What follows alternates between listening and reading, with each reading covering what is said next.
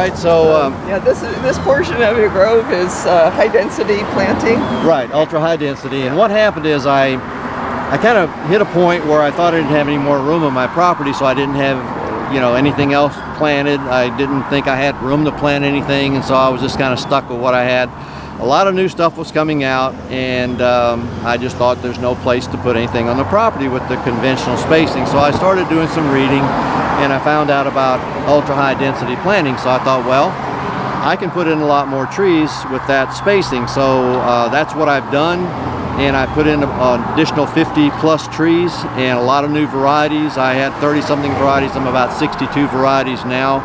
And it's kind of an experiment. I'm going to find out how it works with the rootstock we get here in Florida and different varieties. And as you look around, you'll see some of these you can tell are much more vigorous than others. I think some I can keep under control, maybe for the duration. Other ones I may not be able to. So I'm going to find out.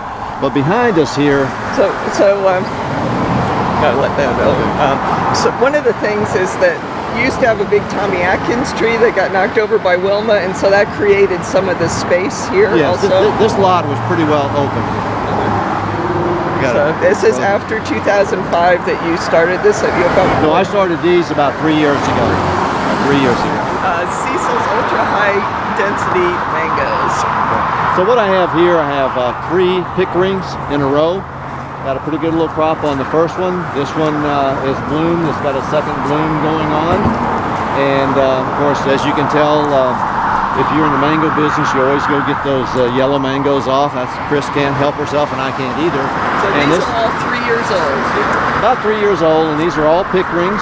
And this is a pickering here also, and you can see it's starting to put out new growth.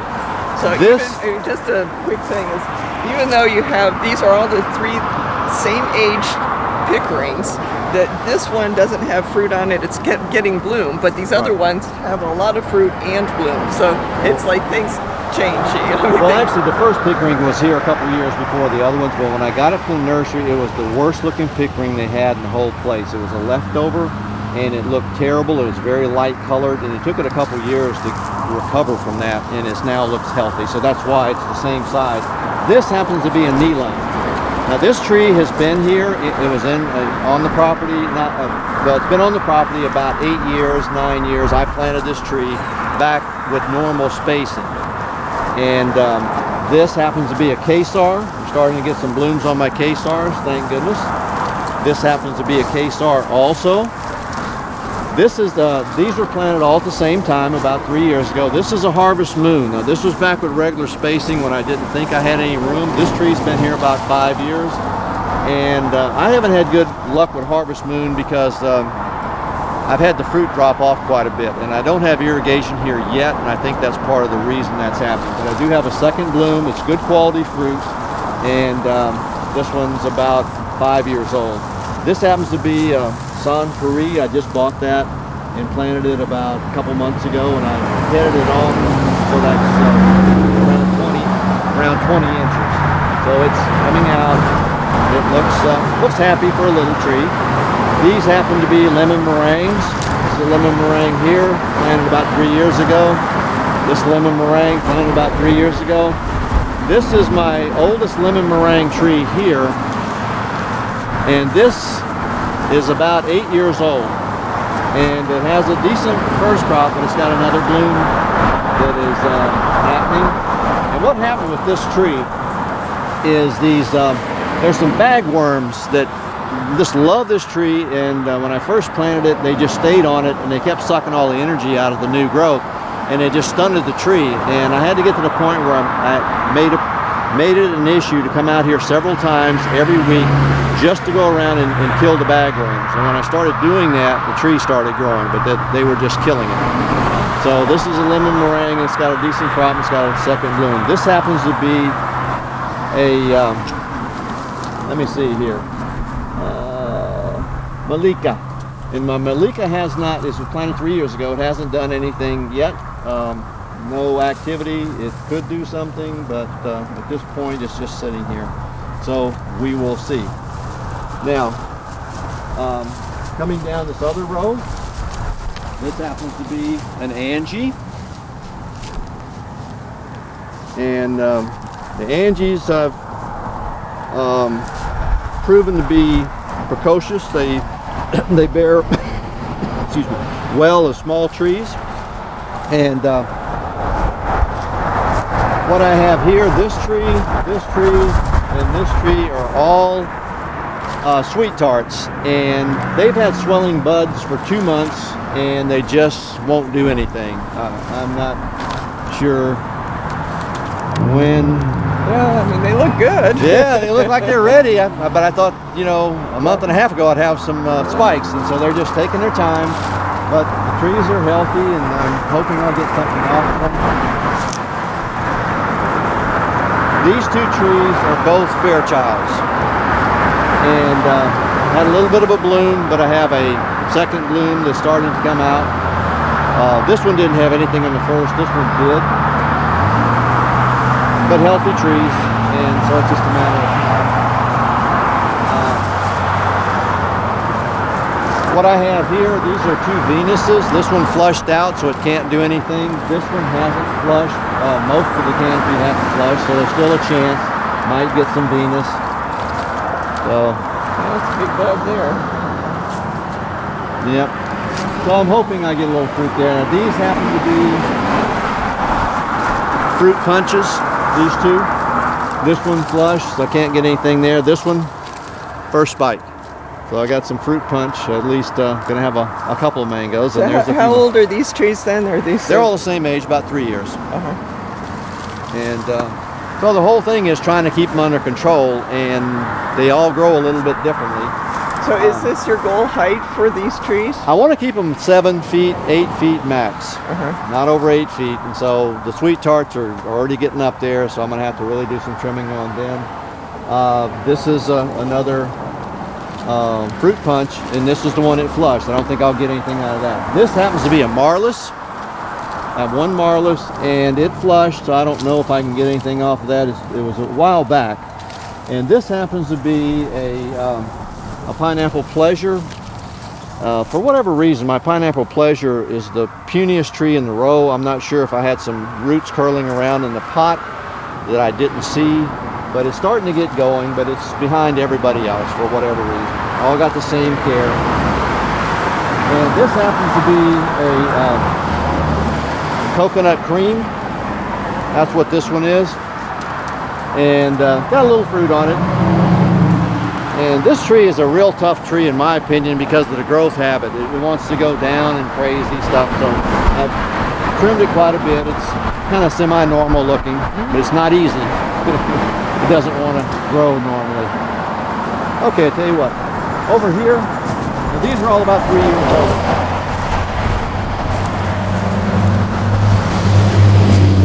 These were planted about a year ago. Now this just shows you some of the challenges with the ultra high density because the trees behave quite differently. This is a cotton candy, this is a cotton candy. You can see these trees are going to have a growth habit that's going to really be cooperative in an ultra high density environment because they're compact looking trees. Now over here, this is a phoenix. Now you can see this phoenix it wants to take off. And so it's going to be hard to control this. Everybody getting the same care, just different varieties. This happens to be a honey kiss, another little compact tree. So you got 4 trees in this row. 3 of them are kind of on the same wavelength as far as they're going to be smaller compact trees. And then you got one that's just going to want to take off on you. So now this tree, what distance did you use? Like 7 This feet? is 2 meters, so 6.5 feet. 6.5 feet between these. Between the rows, 10 feet. That's what I'm trying. Now this tree has already had a little bloom and I pinched off the fruit and now it's trying to do a second bloom and I have a topward honey kiss on a big tree that was a Zill base, interstock, and it's not doing anything. So this little guy wants to produce, and of course it's too small to produce. So you don't have any irrigation at all in this area? None. Because your non-irrigated grass looks a lot greener than my non-irrigated grass. At the moment, I've got a project that I should have finished should have been finished, but is not finished, and then I'm gonna have irrigation here. But Your trees look great. I do hand water. Oh, okay. Yeah, I don't just leave them alone. Okay, I do because hand I water. was saying you got some magic going on here. That's just Okay, let's go down here. I'll show you a couple of right.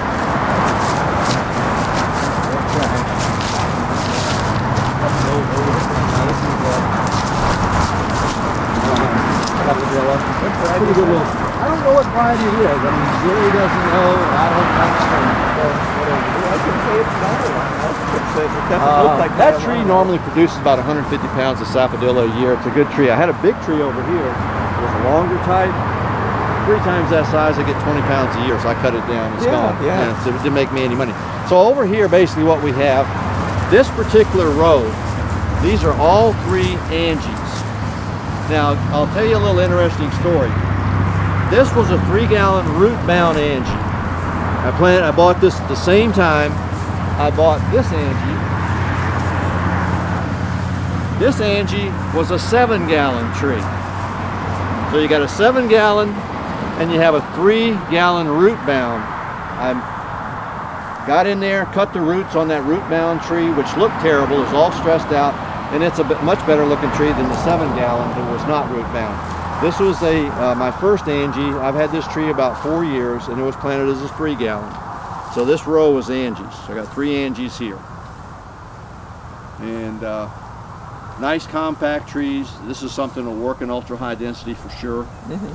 And they're precocious. They bear at a small age. And the quality on the fruit is good. The interesting thing about an Angie, if you cut it earlier, it has kind of a little bit of a little curry flavor, but a little Edward kind of in there too. You let it get really ripe, and you can't tell the difference between this mango and a curry. I mean, if you blindfolded somebody and said, "Here, try these. What do you think?" I couldn't tell the difference. And it's got a good shelf life, so it's a good handling mango.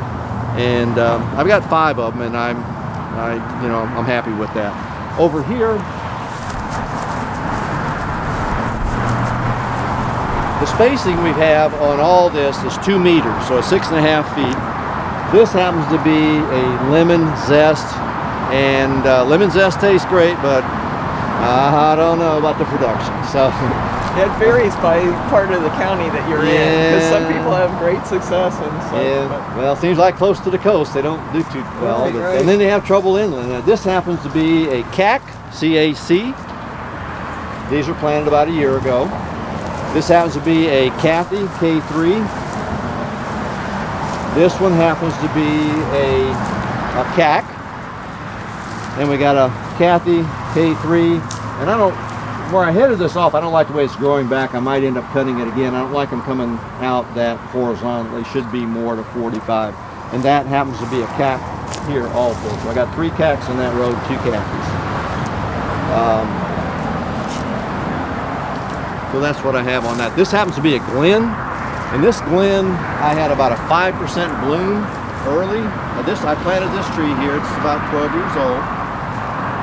Only had 2 panicles that had any fruit, and I was thinking I was going to complete this on the Zill, but now we've got spikes, and they're mainly fluorescents too. That's the good news. So I think I'll get some Glens, thank goodness. So it was looking pretty bleak on the Glens just 5 days ago. So is this your goal height for this tree? Yes, it's not a big tree, but it'll get up there on me, and I've been trying to keep it around 12 feet or so. And kind of open it up and it wants to get dense too, and so that's what I'm trying to maintain it at. This height's a little bit lower. It's grown some since I trimmed it. It shot up a few feet, but I'd like to keep it around 12 feet. Now we'll take a look at the actually my first row of high density, and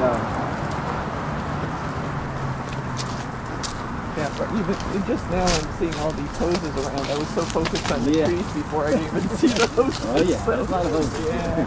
I was out here last night till 8:30. So down in the back alley. Exactly. Now this particular row, there's 11 trees here, and when I started out, I had 6 trees, and they were 15 feet spacing. And then what I did is I came back and I dropped trees in between. So now we're at 7.5 feet spacing. So This is a little different than the other ones. And I'm testing. I'm trying to figure out what works. This happens to be a Maha Chinook, and I'm getting bloom, which is good. Maha Chinook, getting bloom. This happens to be a golden Lippen. Not doing anything yet. I'm not sure why. So how long have these been in the ground?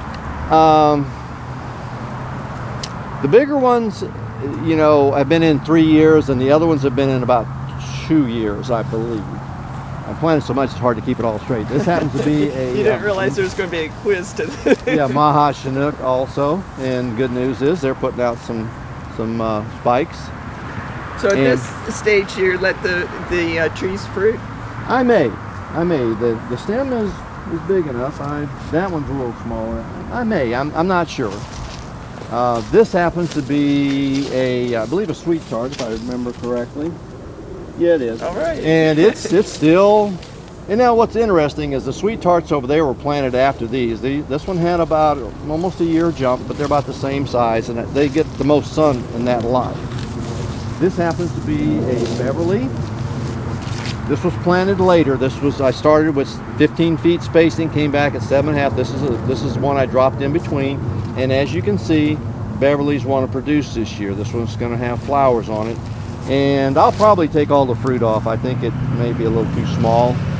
This is another lemon zest. I've got 4, and I don't know. I mean, I don't. You still need to be convinced, huh? Yeah. Don't worry, I don't have high hopes on this one. So I don't know. This happens to be a Valkyrie. I planted 2 small Valkyrie trees. I have the 3.5. I got 2 more of these. This happens to be an Angie, and this Angie didn't have that good of a crop for its size, but you can see it's coming back with another bloom. So, and it's got a good shape to it. I would not let it get much bigger than that. This happens to be another Valkyrie, and for whatever reason, when I cut this, it wanted to grow on that side, not on this side. I don't know why, but that's what it's doing. And this happens to be a Rosy Gold. I have an older Rosy Gold tree that's about 12 years old, had a pretty good crop, and the wind blew off 2/3 of all my mangoes. Blew off about 60 off that tree. And this is my smaller tree, and it's got a little something going on here. So anyhow, that's the Rosy Gold. So that's the first row I put in that I then made into high density. And these are spaced at 7.5 feet. And I'm gonna hopefully keep these no higher than 8 feet max. Where I can reach them, that's all I want them to be. So that's, we'll see how that works out.